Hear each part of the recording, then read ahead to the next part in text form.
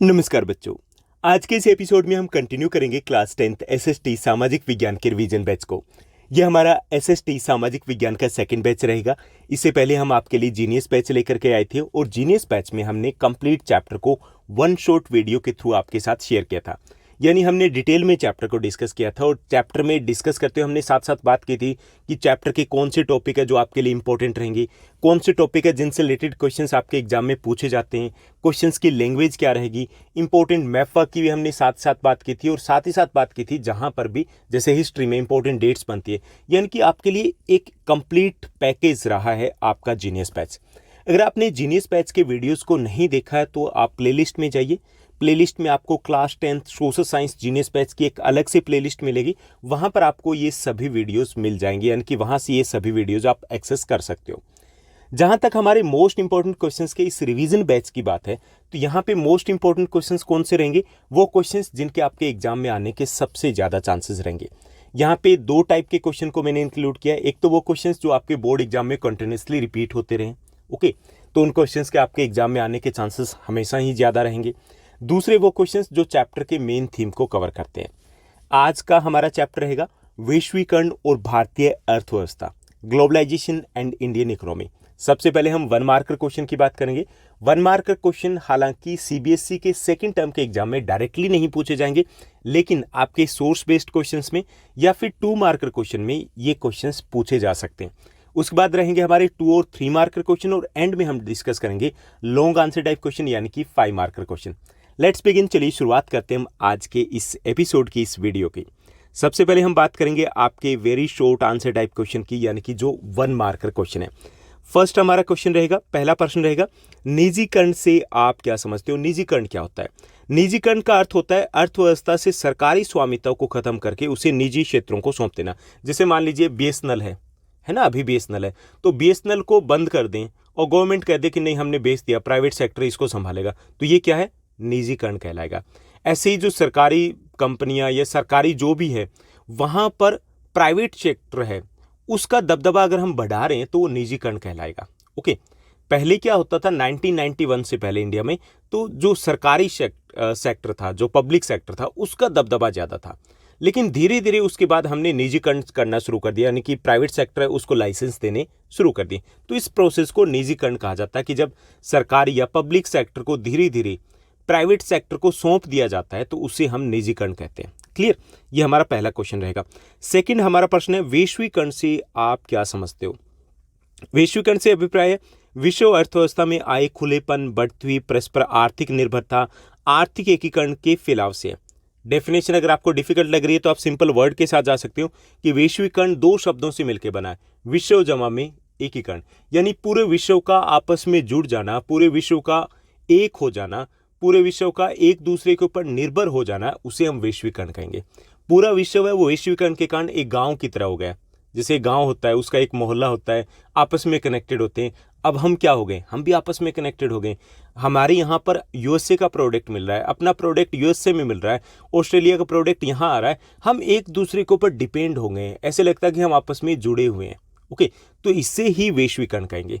तो आप शब्द के साथ जा सकते हो कि वैश्वीकरण जो शब्द है वो 2 शब्दों से मिलकर बना, विश्व जमा में एकीकरण, यानी कि पूरे विश्व का एक हो जाना, पूरे विश्व के बाजारों का जुड़ जाना, जो विश्व के देश है उनका एक दूसरे के ऊपर निर्भर रहना, इसे ही हम वैश्वीकरण कहते हैं। ओके, इंग्लिश में कहेंगे इसे हम ग्लोबलाइजेशन। उसके बाद नेक्स्ट हमारा थर्ड क्वेश्चन रहेगा, तीसरा हमारा प्रश्न रहेगा, उदारीकरण से आपका क्या अभिप्राय है? भारत में यह प्रक्रिया कब अपनाई गई? हमें बताना है ये उदारीकरण क्या है। इंपॉर्टेंट क्वेश्चन, ये आपके बोर्ड एग्जाम में काफी बार रिपीट हो चुका है। उदारीकरण का अर्थ है उन प्रतिबंधों पर ढील देना जो कि अर्थव्यवस्था को आगे बढ़ने से रोकते हैं। भारत में उदारीकरण की प्रक्रिया नई आर्थिक नीति के तहत 1991 में अपनाई गई थी और उसमें क्या किया था हमने? अनावश्यक जो प्रतिबंध थे उनको खत्म कर दिया था। दोबारा समझिए, उदारीकरण क्या है कि जो आयात निर्यात है उन पर लगे प्रतिबंधों में ढील देना, उसे हम उदारीकरण कहेंगे। जैसे हम 1991 से पहले क्या था कि हमने कई सारे प्रतिबंध लगा रखे थे, बैन लगा रखे थे कि नहीं हमारे यहाँ पे ये सामान नहीं बिकेगा, हमारे यहाँ पे ये इंडस्ट्री नहीं आएगी। तो वो क्या था, वहां पर हमने व्यापार अवरोधकों का प्रयोग किया हुआ था। ओके, उन व्यापार अवरोधकों को हटा देना, यानी कि जो प्रॉब्लम क्रिएट कर रहे थे, एक तरीके से वो ट्रेड बैरियर्स थे, उनको हटा देना उदारीकरण कहलाता है। यानी कि खुले व्यापार की नीति भी इसे कह सकते हैं कि आयात निर्यात पर लगे प्रतिबंधों को हटा देना या फिर उनमें ढील देना उदारीकरण कहलाता है। और भारत ने नई आर्थिक नीति के तहत 1991 में 1991 में उदारीकरण की नीति को अपनाया था और हमने जो अनावश्यक प्रतिबंध थे इस टाइप के उनको हमने हटा दिया था, तो उसे कहा गया था उदारीकरण की नीति। क्लियर। उसके बाद फोर्थ हमारा 1 मार्कर में क्वेश्चन बनेगा, टैरिफ क्या होता है। आयात पर लगाए जाने वाले करों को हम टैरिफ बोलते हैं। जैसे मान लीजिए चाइना से कोई सामान आ रहा है तो हम उसके ऊपर टैक्स लगाते हैं। एक टैक्स कम हो सकता है, ज़्यादा भी लगा देते हैं अगर हमें चाहिए कि नहीं उतना प्रोडक्ट सामान वहाँ से नहीं आना चाहिए तो बहुत ज़्यादा लगा देते हैं ताकि वो सामान यहाँ पे महंगा होगा तो वो खरीदेगा नहीं तो ऑटोमेटिक वो बंद हो जाएगा। तो जो भी हम टैक्स लगाते हैं आयात के ऊपर दूसरे देशों से जो सामान आता है तो उसको बोलते हैं टैरिफ। ओके। उसके बाद 5th हमारा क्वेश्चन रहेगा, 5वां हमारा प्रश्न रहेगा, भारत में निजीकरण की नीति कब अपनाई गई थी। ये हमें बताना है कि निजीकरण की नीति तो ये 1991 में अपनाई थी हमने। 1991 में हमने उदारीकरण की नीति अपनाई थी। 1991 में 1991 में हमने निजीकरण की नीति अपनाई थी। पहले क्या था, ज़्यादातर बड़ी बड़ी जो इंडस्ट्रीज थी वो पब्लिक सेक्टर में थी, सरकार के कंट्रोल में थी। 1991 के बाद सरकार ने अपना मतलब मूड चेंज किया, पॉलिसी को चेंज किया कि भाई नहीं, प्राइवेट सेक्टर वाले भी इंडस्ट्रीज लगा सकते हैं। ओके। उससे पहले आप देखोगे तो जैसे BSNL अकेला था, प्राइवेट सेक्टर में थी नहीं, उसके बाद ये कंपनी आनी शुरू हुई है। ऐसे ही बड़ी बड़ी इंडस्ट्रीज थी तो वो पब्लिक सेक्टर में थी, प्राइवेट सेक्टर में थी नहीं। तो 1991 में हमने उदारीकरण की नीति अपनाई, व्यापार अवरोधकों को हटाया और उसी वर्ष हमने निजीकरण की नीति को अपनाया था। उसके बाद 6th हमारा क्वेश्चन रहेगा, विशेष आर्थिक क्षेत्र SEZ क्या है, स्पेशल इकोनॉमिक जोन जिसको बोलते हैं, ये क्या है। कि ये क्षेत्र वह औद्योगिक क्षेत्र होता है जिन्हें पानी, बिजली, परिवहन, भंडारण, मनोरंजन, शिक्षा इत्यादि के क्षेत्र में वर्ल्ड क्लास लेवल की फैसिलिटीज प्रदान की जाती है। और इस क्षेत्र में अपने उद्योग स्थापित करने वाली कंपनियों को हम 3 साल तक उन कंपनियों को कोई भी टैक्स नहीं देना होता। यानी कि SEZ क्या है, जैसे दिल्ली NCR के आसपास हम देखें तो यहाँ पे गुड़गांव में जो गुरुग्राम है उसके आसपास एक SEZ बनाया गया है, SEZ स्पेशल इकोनॉमिक जोन। अब इसमें क्या है कि इसमें गवर्नमेंट में सारी फैसिलिटी दी हुई है, पानी की है, रहने की है, बिजली की है, ट्रांसपोर्ट की है, स्टोरेज की है, एंटरटेनमेंट की है, और जो भी कंपनीज आएगी तो उनके बच्चों के लिए एजुकेशन की सारी फैसिलिटीज़ दी है। और 3 इयर्स तक उनको टैक्स भी नहीं देना उन कंपनी को। तो ये उनको अट्रैक्ट करने के लिए कि भाई यहाँ आओ, आप अपनी कंपनी लगाओ, हमें टैक्स मत दो। और 3 साल में टैक्स का मतलब बहुत बड़ा मुनाफा होता है उनको, करोड़ों रुपए उनके बच जाते हैं। तो इसलिए विदेशी जो कंपनी है, मल्टीनेशनल जो कंपनी, जब बहुराष्ट्रीय कंपनी है, उनको अट्रैक्ट करने के लिए SEZ बनाए जाते हैं, स्पेशल इकोनॉमिक जोन बनाए जाते हैं, जहाँ पे गवर्नमेंट सारी फैसिलिटीज भी देती है और 3 इयर्स तक टैक्स फ्री एरिया दिया जाता है उनको। ओके। उसे बोलते हैं विशेष आर्थिक क्षेत्र या फिर स्पेशल इकोनॉमिक जोन। चलिए अगले प्रश्न की बात करते हैं। 7th हमारा क्वेश्चन रहेगा, 7वां हमारा प्रश्न है, व्यापार अवरोधक क्यों लगाए जाते हैं, ये हमें बताना है। व्यापार अवरोधक, पहली चीज तो ये समझ लीजिए कि ये व्यापार अवरोधक होते क्या है। आयात निर्यात को नियंत्रित करने के लिए, आयात है चाहे वो निर्यात है, उसको नियंत्रित करने के लिए सरकार कई प्रकार के प्रतिबंध लगाती है, कर लगाती है, तो उसे बोलते हैं व्यापार अवरोधक, ट्रेड बैरियर लगा देती है। जैसे मान लीजिए कि किसी देश से हमें सामान कम मंगवाना है तो हम उसका कोटा फिक्स कर देंगे, ठीक, कितने क्विंटल ही वहां से सामान आ सकता है, इतना मीट्रिक टन सामान आ सकता है। ओके, ये व्यापार अवरोधक है। या फिर हमने टैक्स बढ़ा दिया कि इतना टैक्स बढ़ा दिया कि उस देश से सामान ही ना आए, तो वो भी व्यापार अवरोधक है। ओके, ऐसे एक्सपोर्ट के लिए भी हम कर सकते हैं, तो उसे बोलते हैं व्यापार अवरोधक। तो औद्योगिक विस्तार को रोकने के लिए व्यापार अवरोधक लगाए जाते हैं। जैसे हमने कब लगाए थे, 1947 में जब देश आजाद हुआ, तो उसके बाद हमने व्यापार अवरोधक लगाए थे। क्यों लगाए थे? ताकि विदेशी कंपनियां इंडिया में ना आए, क्योंकि उस वक्त अगर विदेशी कंपनियां इंडिया में आ जाती, अपने वाले जो इंडस्ट्रीज थी वो क्या थी, वो तो मतलब अपने बचपन में ही थे ना, वो तो ग्रो ही नहीं कर पाती, खत्म हो जाती शुरुआत में, और हम हमेशा के लिए वैसे ही रह जाते। तो इसलिए हमने व्यापार अवरोधक, ट्रेड बैरियर्स लगाए थे ताकि अपनी इंडस्ट्रीज वो ग्रोथ करे। और जब 1991 में हमें लगा ना कि भाई अब हम कंपटीशन कर सकते हैं, तो हमने उन व्यापार अवरोधकों को हटा दिया था। तो व्यापार अवरोधक लगाए जाते हैं औद्योगिक विस्तार को रोकने के लिए, अपने देश के व्यापार को, अपने देश के इंडस्ट्रीज की संरक्षण देने के लिए, उनको प्रोटेक्ट करने के लिए। उसके बाद 8वां हमारा प्रश्न 8th है, विश्व व्यापार संगठन WTO की स्थापना क्यों की गई है? विश्व व्यापार संगठन है WTO जैसे नाम से ही पता चल रहा है कि ये विश्व में व्यापार को बढ़ावा देने के लिए इस प्रकार के संगठन बनाए जाते हैं। इसकी स्थापना क्यों की गई कि सदस्य देशों के बीच में व्यापार को बढ़ावा देने के लिए विश्व व्यापार संगठन की स्थापना की गई है। ओके, यानी कि इसके जो मेंबर्स हैं उन मेंबर कंट्रीज के बीच में व्यापार खूब बढ़े, उसको बढ़ावा देने के लिए वर्ल्ड ट्रेड ऑर्गेनाइजेशन यानी कि WTO की स्थापना की गई है। ओके, उसके बाद 9th हमारा क्वेश्चन रहेगा, 9वां हमारा प्रश्न है। 9th क्वेश्चन दिया गया, विश्व व्यापार संगठन के कितने देश सदस्य हैं, ये हमें बताना है। कितने देश सदस्य हैं, अभी मेंबर कितने देश हैं? तो 164 देश, 164 कंट्रीज मेंबर हैं। कब के? जून 2016 की जो लेटेस्ट डेट है उसके अकॉर्डिंग। क्लियर? तो आप अगर 164 लिखोगे तो आप ब्रैकेट में 2016 भी जरूर मेंशन करोगे, क्योंकि काफ़ी सारी बुक्स आपके पास ओल्ड होगी तो वहाँ पे 149 भी मेंशन किया हुआ होगा। ओके, किसी में 157 भी होगा। तो हमें लेटेस्ट जो NCERT की बुक जो अपडेटेड होकर के आई है तो उसके अकॉर्डिंग 164 कंट्रीज मेंबर है WTO की। उसके बाद 9th के बाद हमारा 10th जो क्वेश्चन दिया गया, बहुराष्ट्रीय कंपनी किसे कहते हैं? बहुराष्ट्रीय कंपनी, मल्टीनेशनल कंपनी किसे कहा जाता है?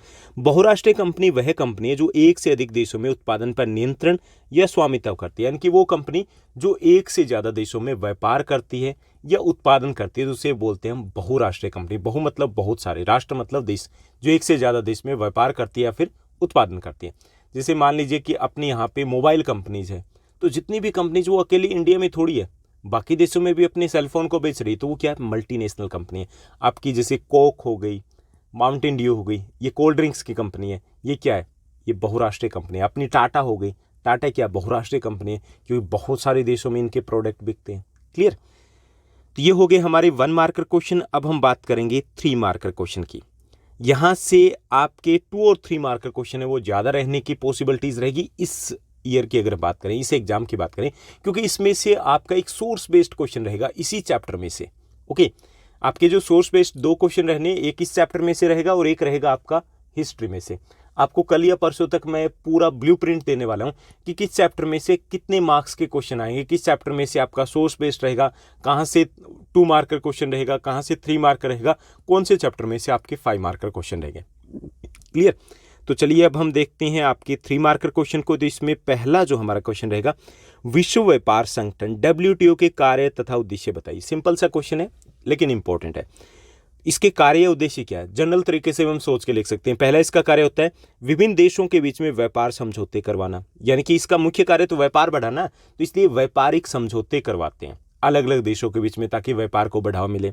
दूसरा, व्यापार वार्ता के लिए मंच प्रदान करना। व्यापार के लिए जैसे आपसी व्यापार बढ़ाना है तो उसके लिए मंच प्रदान करते हैं। टाइम टू टाइम मीटिंग होती है, कॉन्फ्रेंसेज होती है, तो उसके लिए ये कोशिश करता है कि ज़्यादा से ज़्यादा देश आपस में मिले, व्यापार पे बात करें ताकि व्यापार बढ़े। अंतर्राष्ट्रीय व्यापार के लिए नियम निश्चित करना, और इंटरनेशनल जो ट्रेड है उसके लिए नियम भी तो चाहिए ना कि कैसे होंगे, क्या होंगे, कब इसको गलत माना जाएगा, तो वो नियम निश्चित कौन करता है? WTO, विश्व व्यापार संगठन करता है। खुले व्यापार की नीति को बढ़ावा देना, WTO की ये भी कोशिश होती है खुले व्यापार की नीति को ज़्यादा से ज़्यादा देश फॉलो करें, यानी कि जो व्यापार अवरोधक है उसके प्रयोग कम से कम किए जाएं, ये भी इसकी कोशिश होती है। और राष्ट्रों के बीच में व्यापार विवादों को संभालना। इसके साथ साथ अगर व्यापारिक झगड़े होते हैं, आपस में किसी भी टाइप का विवाद होता है, तो उसका निपटारा करना भी विश्व व्यापार संगठन WTO का कार्य है। यानी कि इसके कौन से कार्य? एक तो अलग अलग देशों के बीच में व्यापार के समझौते करवाना, व्यापार की बातचीत के लिए मंच प्रदान करना, इंटरनेशनल ट्रेड, अंतर्राष्ट्रीय व्यापार के लिए नियम निश्चित करना, खुले व्यापार की नीति को बढ़ावा देना, और विभिन्न देशों के बीच में व्यापार संबंधी झगड़े हैं, विवाद हैं, उनका निपटारा करना। तो ये कार्य होते हैं विश्व व्यापार संगठन के, और यही इसकी स्थापना के उद्देश्य भी, सेम ही चीज़ है। उसके बाद सेकंड क्वेश्चन देखिए, 3 मार्कर में हमारा सेकंड हमारा क्वेश्चन दिया गया, विदेशी निवेश से आप क्या समझते हैं और बहुराष्ट्रीय कंपनी निवेश करते समय किन किन बातों को ध्यान में रखते हैं, ये हमें बताना है। 2 क्वेश्चन है एक ही साथ। एक तो विदेशी निवेश क्या होता है, दूसरा ये कि बहुराष्ट्रीय कंपनी जो निवेश करेगी वो विदेशी निवेश होगा, तो कौन सी बातों को ध्यान में रखते हैं कि यहाँ निवेश करें या ना करें। तो पहली चीज़ हम समझते हैं निवेश को कि जमीन, भवन, मशीन या अन्य उपकरण जैसी संपत्ति खरीदने के लिए जो पैसा खर्च किया जाता है उसे निवेश कहा जाता है। मान लीजिए कि आप दिल्ली में चांदनी चौक पे दुकान खोल रहे हो, ओके, कोई भी शॉप कर रहे हो, तो वहाँ पे आप उस शॉप को खरीदोगे, बिल्डिंग आपने तैयार की, उसमें आप फिर फर्नीचर लगाया आपने, आप सामान लेकर के आए उसमें, वो सारा क्या, वो आपका इन्वेस्टमेंट है, वो आपका निवेश है। और बहुराष्ट्रीय कंपनी जब ये निवेश करती है तो उसे बोलते हैं विदेशी निवेश, क्योंकि बहुराष्ट्रीय कंपनी क्या है, वो तो विदेशी कंपनी है। जब विदेशी कंपनी इन्वेस्टमेंट करेगी तो उसे हम क्या बोलेंगे, फॉरेन इन्वेस्टमेंट ना, विदेशी निवेश। तो ये विदेशी निवेश हो जाएगा। और अगर हम करेंगे अपने ही देश में तो वो निवेश रहेगा, और बहुराष्ट्रीय कंपनी करेगी तो उसे हम बोलेंगे विदेशी निवेश। ओके, अब जो विदेशी निवेश होता है यानी कि बहुराष्ट्रीय कंपनी, मल्टीनेशनल कंपनी जब निवेश करती है तो कई सारी चीज़ों को ध्यान में रखती है। यानी कि वो अपना निवेश कहाँ करती है, जहाँ पर पहली चीज़ बाजार उपलब्ध हो। बाजार समझते हो ना, जहाँ पर उसका सामान बिक पाए। अब जैसे अपने देश में बहुत सारी मोबाइल कंपनी आ रही है, यहीं पे मतलब उनको तैयार किया जाता है। बहुत सारी ऑटोमोबाइल कंपनी आ रही है, गाड़ियाँ यहाँ पे तैयार होती है। बहुत सारी मेडिकल कंपनीज यहाँ पर है। क्यों यहाँ पे आ रही है, बाजार है, 130 करोड़ है, हम यहीं पे बिक जाता है उनका सामान। तो पहली चीज़ वो ध्यान में रखती है कि जहाँ पे बाजार उपलब्ध हो, जहाँ पर उनका प्रोडक्ट बिक पाए, इसको ध्यान में रखती है। दूसरा, सस्ता, कुशल और अकुशल श्रम उपलब्ध होना। जैसे वो ये भी देखते हैं कि वहाँ पर सस्ता, कुशल और अकुशल यानी कि स्किल्ड और अनस्किल्ड लेबर उपलब्ध है या नहीं। अब सस्ता कहाँ मिलेगा, वहाँ मिलेगा जहाँ पे जनसंख्या ज़्यादा हो। ओके, मिलेगा ना, थोक के भाव मिलेगा। अब इंडिया में, चाइना में बड़ी बड़ी कंपनियां क्यों लगा रही हैं, क्योंकि यहाँ पे उनको सस्ते में श्रमिक मिल जाते हैं। कुशल भी यानी कि जो स्किल्ड चाहिए, जैसे कि हो गए आईटी प्रोफेशनल हो गए, वो भी मिल जाते हैं। और अकुशल भी यानी कि जिनको ज़्यादा स्किल की ज़रूरत नहीं होती, दोनों टाइप के मिल जाते हैं। तो ये भी ध्यान में रखते हैं कि जहाँ पे श्रमिक उपलब्ध है तो वहाँ पर भी वो उद्योग लगाना चाहेगी, सस्ते में मिल रहे, क्योंकि इससे उनका मुनाफा बढ़ेगा। उसके बाद कच्चा माल उपलब्ध हो। अब जैसे मिनरल बेस्ड कोई इंडस्ट्री लग रही है तो वो कच्चा माल भी तो देखेंगे ना, कि जहाँ पर कच्चा माल उपलब्ध हो या नहीं। अब भारत में है कि बाजार भी उपलब्ध है, यहाँ पे सस्ते कुशल श्रमिक भी उपलब्ध है, कच्चा माल भी उपलब्ध है। तो बड़ी बड़ी जो ऑटोमोबाइल कंपनी है यहाँ पे आ रही है, क्योंकि लोहा इस्पात यहाँ पे उपलब्ध है, टेक्नीशियन यहाँ पे उपलब्ध है, यहीं बनाएगी, यहाँ बेच देगी, पड़ोसी देशों में बेच देंगे। बहुराष्ट्रीय कंपनी ऐसी सरकारी नीतियों की भी तलाश करती है जो उनके हितों की देखभाल करती है। साथ साथ वो ये भी देखती है कि गवर्नमेंट की पॉलिसी क्या है वहाँ की। जैसे अपने यहाँ पे SEZ बनाए जा रहे हैं, तो SEZ है तो उनको लगता है कि हाँ, सेटअप उनको तैयार मिलेगा, 3 साल तक उनको टैक्स नहीं देना, मुनाफा मोटा कमाएंगे। तो ये सारी चीज़ें देखती है, यानी कि पहला बाजार, दूसरा कच्चा माल, तीसरा सस्ते श्रमिक, और चौथा सरकार की नीतियाँ। ये चारों चीज़ें वो ध्यान में रखते हैं जब भी वो निवेश करती है, क्योंकि निवेश वो लाख 2 लाख या करोड़ 2 करोड़ का नहीं होता, हज़ारों करोड़ों का होता है। तो बहुत सारी चीज़ें ध्यान में रखनी होती है। उसके बाद नेक्स्ट क्वेश्चन को देखिए। अगला जो हमारा प्रश्न रहेगा 3 मार्कर में, वो दिया गया कि बहुराष्ट्रीय कंपनियां अपने व्यापार का विस्तार कैसे करती है, व्यापार को कैसे फैलाती है। ओके, ये हमें बताना। तो बहुराष्ट्रीय कंपनी जो मल्टीनेशनल कंपनी है वो दुनिया भर में अपने उत्पादन को फैलाने के लिए कई सारे तरीके अपनाती है। 3 तरीके उनमें से प्रमुख। पहला है स्थानीय कंपनियों के साथ संयुक्त उत्पादन करना। जैसे कोई लोकल कंपनी है तो लोकल कंपनी के साथ वो टाई अप कर लेगी। क्लियर, टाई अप कर लिया। तो एक तो ये तरीका, जैसे अपने यहाँ पे मारुति सुजुकी, तो मारुति क्या थी, इंडियन कंपनी थी, सुजुकी बाहर से आ गई, टाई अप कर लिया। Hero Honda, hero Indian company थी, होंडा बाहर से आ गई, टाई अप कर लिया। एक तरीका तो ये होता है। दूसरा तरीका स्थानीय कंपनियों को खरीदे। कई बार ऐसा भी होता है कि कोई छोटी कंपनी लोकल है, उसको बाहर की कंपनी आकर के उसको खरीद लेती है और उसके बाद उसी को चलाना शुरू कर देती है। शुरुआत हो सकता है अपना नाम दे दे, वरना नाम भी ना दे। तो वो एक तरीका ये भी है। और तीसरा, छोटे उत्पादकों के साथ उत्पादन के लिए ऑर्डर दें। ओके, छोटे उत्पादकों के साथ, जैसे अपने यहाँ से फुटबॉल बनते हैं, मेरठ में बनते हैं, जालंधर में बनते हैं, पंजाब वगैरह में, और कपड़ा भी खूब बनता है अपने यहाँ पे। अब वो कपड़े को ऑर्डर देती है वो कंपनियां, फुटबॉल सामान के लिए, खेल के सामान के लिए ऑर्डर देती है वो कंपनियां, लेकिन उनको कंडीशन दे देती है कि हमें इस टाइप की क्वालिटी चाहिए, इस टाइप से चाहिए, इतने टाइम तक चाहिए, और उसके बाद वो बन गया, क्वालिटी ठीक है, उसके बाद अपना ठप्पा लगा करके वो बेच देते हैं। तो ऐसा भी एक तरीका अपने व्यापार को विस्तार करने का, अपने व्यापार को फैलाने का। तो 3 तरीके होते हैं कि कई बार वो छोटी कंपनियों के साथ संयुक्त उत्पादन करती है, जॉइंट इंडस्ट्री सेटअप कर लेती है, कई बार वो छोटी कंपनियों को खरीद लेती है, और कई बार जो छोटे उत्पादक हैं उनको वो ऑर्डर दे देती है। तो ये 3 तरीके हैं जिससे अपने व्यापार का वो विस्तार करती है। क्लियर। उसके बाद नेक्स्ट जो हमारा क्वेश्चन रहेगा, चौथा हमारा प्रश्न है 3 मार्कर में, व्यापार अवरोधक से आप क्या समझते हैं, भारत में इन्हें पहले लगाया और बाद में हटाया क्यों गया था। इंपॉर्टेंट क्वेश्चन बनेगा ये भी। व्यापार अवरोधक का अर्थ है आयात और निर्यात पर प्रतिबंध लगाना। ओके, पहले भी हमने बात की थी, व्यापार अवरोधक स्पीड ब्रेकर की तरह होता है, ये व्यापार ब्रेकर है, ट्रेड बैरियर्स है। ओके, यानी कि व्यापार को नियंत्रित करने के लिए कुछ प्रतिबंध लगाए जाते हैं, तो उसे बोलते हैं व्यापार अवरोधक। अब प्रतिबंध कैसे लगाएंगे, लट लेके थोड़ी खड़े होंगे, वहां पे बस टैक्स कम ज्यादा कर देते हैं, टैक्स को बढ़ा दिया, कोटा फिक्स कर दिया तो व्यापार अवरोधक है, यानी कि आयात और निर्यात पर प्रतिबंध लगाना व्यापार अवरोधक कहलाता है। विदेशी व्यापार और विदेशी निवेश पर सरकार द्वारा निर्धारित बाधाओं या प्रतिबंधों को हटाना उदारीकरण कहलाता है। जब इनको हटाया जाता है तो उसको बोलते हैं उदारीकरण, यानी कि सरकार जब व्यापार अवरोधकों को हटा देती है, इन प्रतिबंधों में ढील दे देती है, तो उसे हम उदारीकरण बोलेंगे। ओके, दोनों चीजें मैंने एक साथ एक्सप्लेन कर दी, हालांकि यहाँ पे पूछा गया सिर्फ व्यापार अवरोधक है। अब भारत में व्यापार अवरोधकों को पहले लगाया क्यों गया था और बाद में हटाया क्यों गया था? लगाया कब गया था? 1947 में, 1947 के आसपास, आज़ादी के बाद। हटाया गया था 1991 में। क्यों? तो पहले हम पता करते हैं कि लगाया क्यों गया था। कि सरकारें विदेशी व्यापार को बढ़ाने या घटाने के लिए देश में किस प्रकार का माल आना है, कितना आना चाहिए, इसके लिए व्यापार अवरोधक का प्रयोग करती है। स्वतंत्रता के बाद भारत सरकार ने भारतीय उत्पादकों को अंतर्राष्ट्रीय कंपटीशन से बचाने के लिए इस प्रकार के व्यापार अवरोधकों का प्रयोग किया था। यानी कि देश जब आज़ाद हुआ तो अपने यहाँ पर उद्योगों का इतना ज़्यादा विकास नहीं हुआ था, तो उनको इंटरनेशनल कंपटीशन से बचाने के लिए और भारतीय उद्योगों के विकास के लिए, देशी उद्योगों के विकास के लिए भारत ने व्यापार अवरोधकों का प्रयोग किया था। 1991 के आसपास सरकार ने तय किया कि भारतीय निर्माताओं के लिए, यानी कि उसको हटा दिया गया 1991। क्यों हटाया? सरकार को लगा कि भारतीय जो निर्माता है, इंडस्ट्रियलिस्ट है, उनको दुनिया भर के उत्पादकों के साथ कंपटीशन करना चाहिए कि बहुत साल हो गए, अब तो हमें compete करना चाहिए। compete करेंगे तो क्या होगा? क्वालिटी इंप्रूव होगी और भारतीय कंपनियों को भी विदेशों में व्यापार करने का मौका मिलेगा। तो इसलिए 1991 में हमने इन व्यापार बाधाओं को कम कर दिया, व्यापार अवरोधकों को हटा दिया या फिर उनमें ढील दे दी। क्लियर? उसके बाद 5th क्वेश्चन देखिए, 5वां हमारा प्रश्न रहेगा, न्याय संगत वैश्वीकरण से आप क्या समझते हैं और न्याय संगत वैश्वीकरण के लिए कुछ हमें सुझाव देने हैं। ओके, कि न्याय संगत वैश्वीकरण है क्या और इसको कैसे हम संभव बना सकते हैं।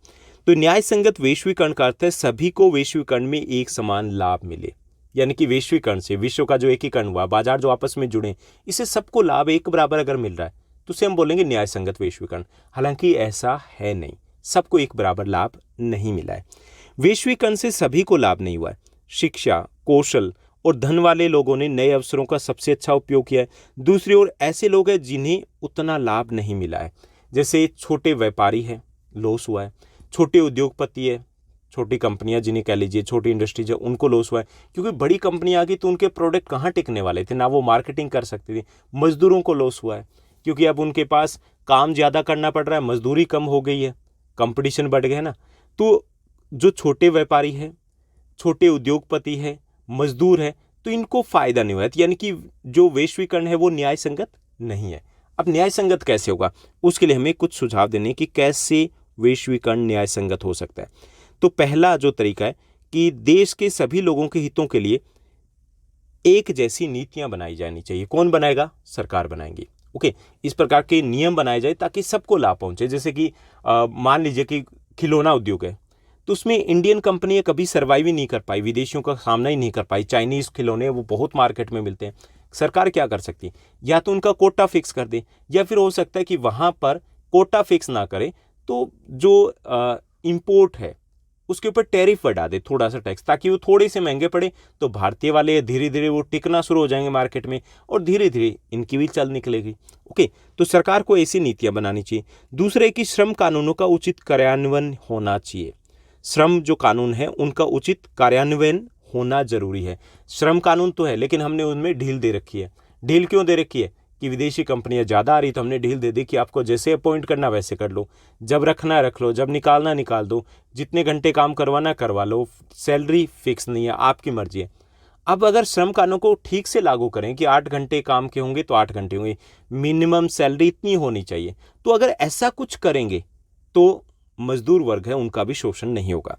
तीसरा, छोटे उत्पादकों को सहायता दे करके, या तो उनको लोन वगैरह दिए जाएं या व्यापार या निवेश बाधाओं का उपयोग करके उनको सहायता की जा सकती है, उनको प्रोटेक्ट किया जा सकता है। जैसे कि एक तो हम पहले बताया कि हम कोटा फिक्स कर सकते हैं किसी सामान का, या फिर हम व्यापार अवरोधकों का सीमित प्रयोग कर सकते हैं, इससे हम उनको बचा सकते हैं। उचित नियमों के लिए विश्व व्यापार संगठन में बातचीत भी की जा सकती है। इससे भी, जैसे विश्व व्यापार संगठन के साथ क्या गड़बड़ है कि वैश्वीकरण के कारण कुछ गड़बड़ ये हो रही है कि वो जो WTO है, WTO कहीं ना कहीं जो विकसित देश हैं उनके फेवर में बोलता है, जबकि जो विकासशील देश हैं उनके लिए अलग नियम होते हैं, उनके लिए अलग नियम होते हैं।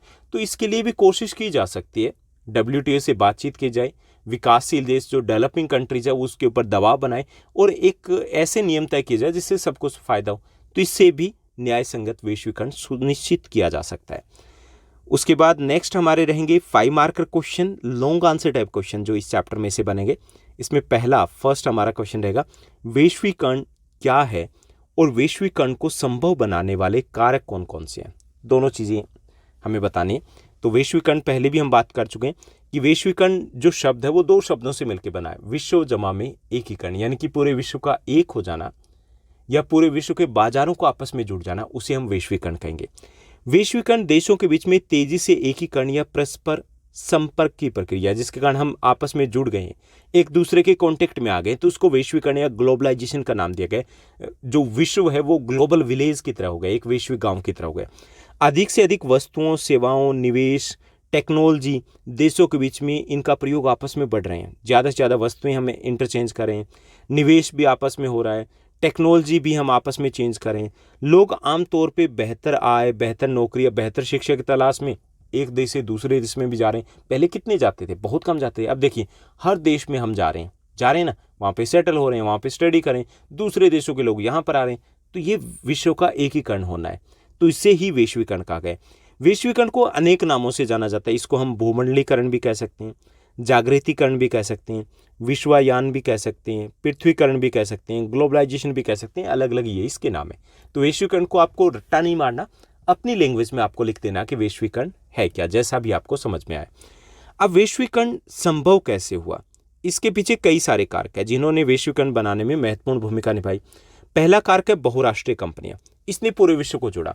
बहुराष्ट्रीय कंपनी कौन सी होती है, वो कंपनी जो एक से ज्यादा देशों में व्यापार करती है या उत्पादन करती है, उसको बोलते हैं बहुराष्ट्रीय कंपनी। ओके, अब जो बहुराष्ट्रीय कंपनी है उन्होंने विश्व के बाजार को आपस में जोड़ा। जैसे वो प्रोडक्ट कहीं बना रही है, बेच कहीं रही है, जुड़ गए ना देश आपस में।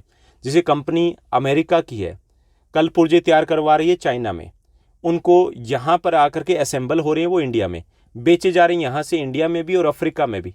हो गए ना वैश्वीकरण, आपस में जुड़ गए। ऐसे आप प्रोडक्ट देख लीजिए, जैसे कोल्ड ड्रिंक्स की हम बात कर रहे थे, सेल फोन की बात कर रहे थे, कहीं बन रहे हैं, कहीं पे बिक रहे हैं, आपस में हम जुड़ गए। ऑनलाइन जो शॉपिंग वेबसाइट्स हैं, कहीं का प्रोडक्ट कहीं से ऑर्डर कीजिए। तो ये सब बहुराष्ट्रीय कंपनियों के कारण संभव हो पाया है। यानी कि सबसे बड़ी भूमिका में से एक भूमिका बहुराष्ट्रीय कंपनियों के। तो थोड़ा सा आपको डिटेल में एक्सप्लेन करना, मैं यहाँ पर डिटेल में नहीं किया, मैंने सिर्फ इसको हेडिंग लिखी है। क्लियर। दूसरा, तकनीकी विकास।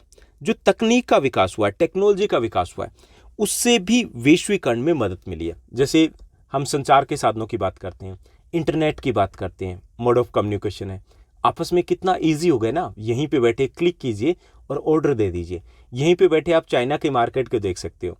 यहीं से बैठे हुए यहाँ के जो व्यापारी है वो ऑस्ट्रेलिया में से ऑर्डर दे सकते हैं कि कितना सामान एक साथ यहाँ आना है। टेक्नोलॉजी है, तो इससे भी वैश्वीकरण संभव हो पाया। जैसे मॉनिटरिंग आज आसान हो गई। पहले क्या होता था, एक दुकान होती थी, लाला जी बैठते थे और लाला जी अगर 2 मिनट के लिए भी घर चले जाते थे, वॉशरूम भी जाते थे, पीछे से करप्शन हो जाता था, मैनेज करना बड़ा मुश्किल था। अब मैनेज करें।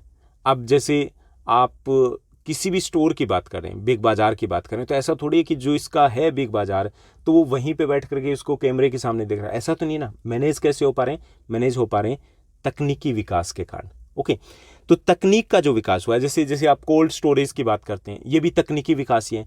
तो पहले जो फ्रूट्स वगैरह थे वो यहीं आसपास ही बिकते थे, अब वेस्टर्न यूरोप के फ्रूट्स यहाँ पे आते हैं, कोल्ड स्टोरेज के थ्रू सीधे आ जाते हैं, कोई दिक्कत ही नहीं है। ओके, तो इससे भी वैश्वीकरण संभव हो पाया।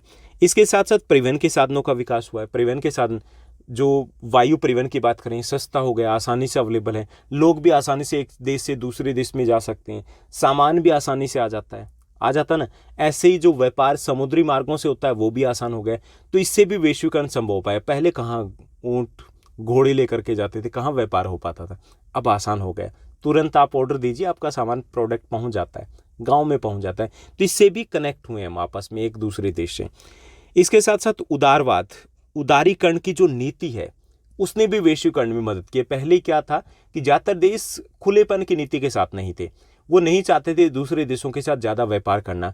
अब एक बंद अर्थव्यवस्था थी, अब क्या हुआ कि उदारीकरण के बाद एक दूसरे से हमने जुड़ना शुरू कर दिया, हमारी प्रोडक्ट वहाँ जा रहे हैं, उनके प्रोडक्ट यहाँ आ रहे हैं, तो इससे भी वैश्वीकरण में मदद मिली। इसके साथ साथ लोगों का प्रभाव, पिछले कुछ वर्षों में लोगों का एक देश से दूसरे देश में जाना आना जाना बढ़ा है, स्टडी के लिए, बिजनेस के लिए, घूमने के लिए, इससे भी वैश्वीकरण में मदद मिली। क्योंकि जब हम दूसरे देश में जाते हैं, वहाँ की कल्चर को समझते हैं, कहीं ना कहीं उनमें से कुछ लोग व्यापार करना शुरू कर देते हैं, तो इससे भी हम इंटरकनेक्टेड हुए, एक दूसरे से जुड़े। ये वो फैक्टर है जिन्होंने वैश्वीकरण को संभव बनाया है। उसके बाद नेक्स्ट हमारा क्वेश्चन रहेगा, अगला हमारा प्रश्न है लॉन्ग आंसर टाइप क्वेश्चन में, वैश्वीकरण के सकारात्मक और नकारात्मक, यानी कि सकारात्मक और नकारात्मक, पॉजिटिव और नेगेटिव दोनों टाइप के प्रभाव बताने। सबसे पहले हम पॉजिटिव इम्पैक्ट की बात करेंगे। सबसे पहला जो पॉजिटिव इम्पैक्ट है वैश्वीकरण का भारत में, वो है अधिक विकल्प। वैश्वीकरण से पहले हमारे पास ज़्यादा मार्केट में विकल्प उपलब्ध नहीं थे। जैसे हम मार्केट में जाते थे, अपने पास 2 ही सेलफोन होते थे, नोकिया का होता था, मोटरोला का होता था, 1 या 2 गाड़ियाँ होती थी, मारुति की होती थी, एम्बेसडर की गाड़ियाँ होती थी, टीवी स्लोरा, ओनिडा, 1 या 2 ही कंपनी के होते थे। अब मार्केट में जाइए, कंफ्यूज हो जाते हैं, कौन सा ब्रांड लें, कौन सा ना लें। विकल्प बढ़ गए हैं हमारे लिए, इतने सारे चॉइसेस आ गई हमारे पास, ऑप्शंस आ गए। तो ये सकारात्मक प्रभाव है कि हम जब खरीदते हैं तो हमारे पास अब ज़्यादा चॉइसेस है, जो अच्छा लगे वो हम खरीदेंगे, पहला। दूसरा, कम मूल्य। अब जब ज़्यादा विकल्प हुए, आपस में कंपटीशन बढ़ा है, तो क्या होता है, रेट्स डाउन आते हैं। अब 2000 के आसपास की बात करेंगे तो नोकिया 1100 और 1108 जो फ़ोन आते थे, टॉर्च वाले होते थे, सांप वाला गेम होता था और कुछ नहीं होता था, 7-7, 8-8 हज़ार के होते थे। अब जैसे जैसे ये कंपटीशन बढ़ा, दाम कम होने, 800 रुपये में आपको मल्टीमीडिया सेलफोन मिल जाते हैं, हो गए ना। कैमरे जो पहले लाखों में होते थे, अब आपको 3-4 हज़ार में अलग से कैमरा आपको मिल जाता है अच्छा सा। तो ये किसके कारण हुए कम मूल्य? वैश्वीकरण के कारण हुए, क्योंकि कंपटीशन बढ़ गया, सर्वाइव करना है तो कम मार्जिन पे बेचने के लिए तैयार होते हैं। तीसरा इसका लाभ है बेटर क्वालिटी। अब कंपटीशन बढ़ा है, माल बेचना है, मार्केट में टिके रहना, क्वालिटी बेटर देनी पड़ेगी, इससे हमें क्वालिटी भी बेटर मिल रही है। जैसे सेल फोन की क्वालिटी, पहले जो चाइनीज़ फ़ोन आते थे, अब जो आते हैं, बहुत डिफरेंस है। पहले जो मार्केट में सामान मिलता था, अब मिलता था, बहुत डिफरेंस है। हमें जैसा सामान चाहिए वैसा प्रोडक्ट मार्केट में मिल जाएगा, क्वालिटी इंप्रूव हो रही है ना, वो कंपटीशन के कारण हो रही है। अदरवाइज पहले होते थे, जैसे सेल फोन की बात कर लेते हैं, तो पहले BSNL अकेला होता था, कंपटीशन नहीं था, 6-6 महीने तक वो कनेक्शन ठीक नहीं होते थे, कई दिनों तक वो टावर बंद रहते थे। अब तो ऐसा नहीं होता ना, आप अगर पोर्ट करवाते हो, मैसेज डालते हो, तो आपके पास कॉल बैक आती है, 2 मिनट में 20 बार सर बोल देते हैं। तो क्यों हो रहा है? क्वालिटी इंप्रूव क्यों हुई है? कंपटीशन के कारण, वैश्वीकरण के कारण। उसके बाद बेहतर सेवाएं, विकल्प बढ़े हैं, कम मूल्य हुआ है, क्वालिटी बढ़ी है, सेवाएं भी बेहतर हुई है, बेटर आपको सर्विसेज दी जा रही है। आप कोई भी चीज़ है, कस्टमर केयर पे तुरंत आपके पास कॉल आती है, आपकी प्रॉब्लम को तुरंत सॉल्व किया जाता है। ज़्यादातर जो ब्रांड लेते हो, प्रोडक्ट लेते हो, उसमें तो कस्टमर केयर वाले बात करना तो दूर की, घर भी पहुंच जाते हैं, होम सर्विस आपको दे रहे हैं। तो ये भी वैश्वीकरण के कारण हुआ कि कंपटीशन का ज़माना है। जैसे मान लीजिए, इसमें हम एक एग्जाम्पल ले सकते हैं कि पहले आपकी कॉलोनी में एक शॉप थी, ओके, वो जैसे पेटीज़ वगैरह, समोसे वगैरह ऐसा कुछ रखता था, एक शॉप थी, बड़े नखरे थे उनके, यहाँ से ले लीजिए, कभी बासी रखते थे, और जो सॉस वाली बोतल थी उसके ऊपर मक्खियाँ भिन भिनाती थी। 4 शॉप और खुल गई, हो गया वैश्वीकरण। अब क्या हुआ? अब लाला जी को पता है, उनको बताया कि हाँ भाई, अगर मैंने ठीक से सर्विस नहीं दी, वो दूसरे में जाए। अब वो ठीक से, पहले 15 का दे रहा था समोसा, अब 12 का भी देगा, सॉस भी आपको, चटनी अलग से देगा, पूछेगा पाउच दूं, पाउच अच्छे वाले हैं, साफ सफाई रखेगा, क्योंकि कंपटीशन बढ़ गया, दाम भी कम हुए, क्वालिटी भी बेटर हुई, सर्विस भी बेटर हुई, सब कुछ बेटर हुआ। तो ऐसा ही वैश्वीकरण के कारण हो रहा है। बेटर लिविंग स्टैंडर्ड, बेहतर जीवन सत्र हुआ है। हमारे पास पहले प्रोडक्ट कहाँ होते थे? आज से 20 ईयर्स बैक बात कीजिए, सेलफोन नहीं होते थे, गाड़ियाँ नहीं होती थी, क्योंकि महंगे थे। अब वैश्वीकरण के कारण ये हमारी पहुंच में, मिडिल क्लास उनकी पहुंच में आ गए। घर में इतने मेंबर नहीं होते, उससे ज़्यादा सेलफोन है, जितने मेंबर नहीं उससे ज़्यादा 2 व्हीलर है। कैसे हुआ? वैश्वीकरण के कारण। सारी जो सुख सुविधाएं एक बड़े फैमिली में, जो मोटे पैसे वाली फैमिली है उसमें होती थी, वो एक मिडिल क्लास के पास कैसे आई? वैश्वीकरण के कारण, ग्लोबलाइजेशन के कारण। रोजगार में वृद्धि हुई है। जब बड़ी बड़ी company I, it means that लोगों को काम धंधा मिला है, तो रोजगार के अवसर है वो बड़े हैं। विदेशी व्यापार में भी बढ़ोतरी हुई है, क्योंकि जब मल्टीनेशनल कंपनीज अगर इंडिया में आई तो हमारी कंपनियां भी बाहर गई हैं, तो विदेशी व्यापार है उसमें बढ़ोतरी हुई है। साथ साथ नवीनतम तकनीक का आगमन हुआ है, जो नई टेक्नोलॉजी है, नवीन टेक्नोलॉजी है, वो भी लेटेस्ट आती है। अपडेट आते हैं ना सेल फोन में, हर चीज़ में अपडेट आ रहे हैं। 4 ईयर्स के बाद कोई भी प्रोडक्ट आप लेकर के आते हो तो उसको नया खरीदना ही बेटर होता है, क्योंकि टेक्नोलॉजी इतनी ज़्यादा तेज़ी से चेंज होती है।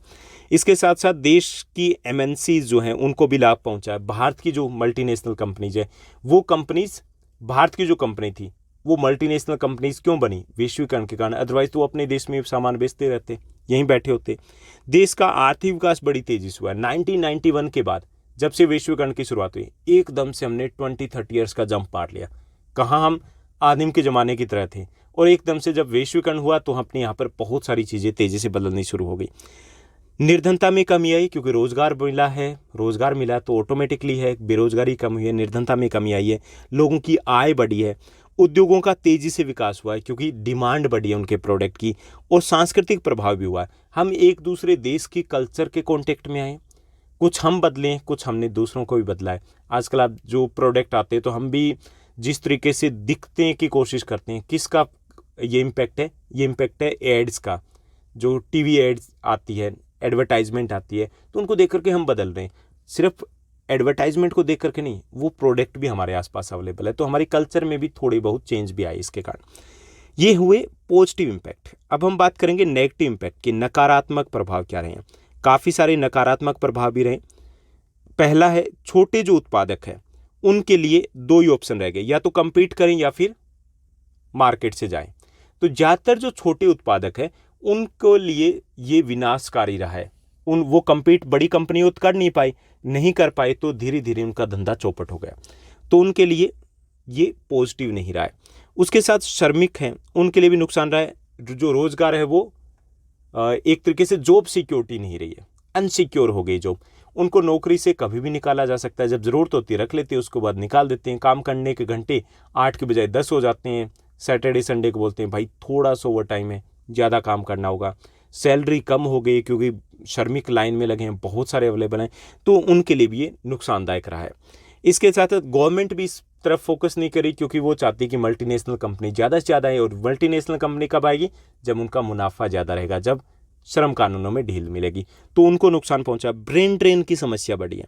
ब्रेन ड्रेन की समस्या क्या है कि जो इंटेलेक्चुअल लोग हैं वो इस वैश्वीकरण के कारण एक दूसरे देश के कांटेक्ट में तो आ गए, ये लोग बाहर जाना शुरू कर दिया है। अमेरिका में सेटल हो जाते हैं, जर्मनी में जा रहे हैं, ब्रिटेन, ऑस्ट्रेलिया में जा रहे हैं, तो अपने देश से जो इंटेलेक्चुअल जो देश के डेवलपमेंट में रोल प्ले कर सकते थे वो दूसरे देशों में जा रहे हैं। ये एक समस्या आई है वैश्वीकरण के कारण। भारत जैसे जो डेवलपिंग कंट्री है उनके लिए बड़ी समस्या है। कुटीर उद्योगों के लिए संकट खड़ा हो गया, जो छोटे उद्योग थे। अब देखो, लोकल प्रोडक्ट कौन खरीदता है? आप अपने आसपास जाते हो, कोने वाली दुकान पे भी अगर जा रहे हो तो आप कौन से प्रोडक्ट लेते हो? 5 रुपए का अगर आपको चिप्स भी लेना तो भी आप ब्रांड मांगते हो। तो छोटी छोटी कंपनियां जो होती थी, लोकल प्रोडक्ट तैयार करती थी, वो कहाँ गई? वो गायब हो जाएगी धीरे धीरे। उनके ऊपर प्रेशर बढ़ रहा है, तो उनके लिए भी समस्या खड़ी हुई है। देश प्रेम की भावना को आघात पहुंचा। पहले ये था कि देश के प्रोडक्ट, स्वदेशी प्रोडक्ट, तो वो चीज़ें खत्म हो गई, क्वालिटी प्रोडक्ट की तरफ जा रहे हैं, तो इससे भी एक लॉस पहुंचा कि अपनापन वो धीरे धीरे कम हो रहा है। ऐसी आर्थिक असंतुलन की अगर हम बात करें, आर्थिक असंतुलन पैदा हुआ कि जो अमीर लोग हैं उनको इससे ज़्यादा फायदा पहुंचा, तो वो ऊपर की तरफ जा रहे हैं। गरीब जो थे उस तबके को उतना फायदा नहीं पहुंचा। शहरों को फायदा हुआ, गांव को फायदा नहीं हुआ, तो वो जो असंतुलन पैदा हो गया, तो ये भी एक नकारात्मक प्रभाव है वैश्वीकरण का। तो ये थे क्वेश्चंस इस चैप्टर के जो मोस्ट इंपॉर्टेंट रहेंगे आपके एग्जाम के लिए, जो बहुत ज़्यादा इंपॉर्टेंट है।